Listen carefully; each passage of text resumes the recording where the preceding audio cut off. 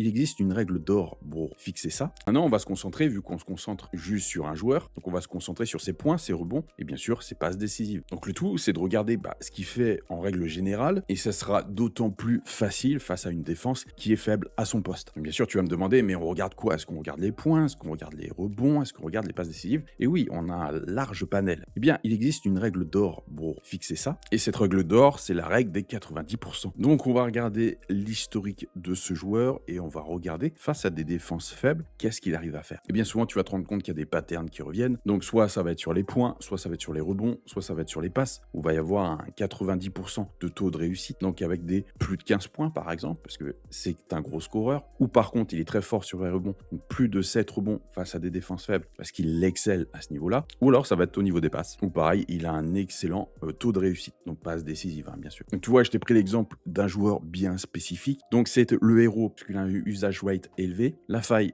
on affronte une défense de bottom 5 contre les pivots, une défense faible. Et là, j'ai fait exprès de prendre un joueur qui valide quasiment tout, puisqu'au niveau des points, des rebonds et des passes, face aux défenses faibles, il excelle. Donc on se retrouve avec un scénario à très haute probabilité, donc scénario très solide en soi. Et bien entendu, il faut un garde-fou pour s'assurer que l'analyse est parfaitement alignée avec ce qu'on veut faire. Parce qu'une fois que les statistiques sont là et sont combinées et sont vraiment identifiées, on va générer une cote vis-à-vis de ces statistiques. Et la cote, tu le sais, c'est un simple indicateur d'une probabilité. La probabilité que ce scénario se réalise. Donc si nous avons un joueur qui, dans ces critères-là, est sur un 81% de réussite ou 90% de réussite, et qu'on nous offre une cote à 1,38, donc cette cote correspond à une probabilité de 73%, on est d'accord qu'on est beaucoup plus confiant que la cote en elle-même, que la cote l'indique. Et donc on se retrouve avec une opportunité, parce que la cote devrait être plus basse selon nos calculs.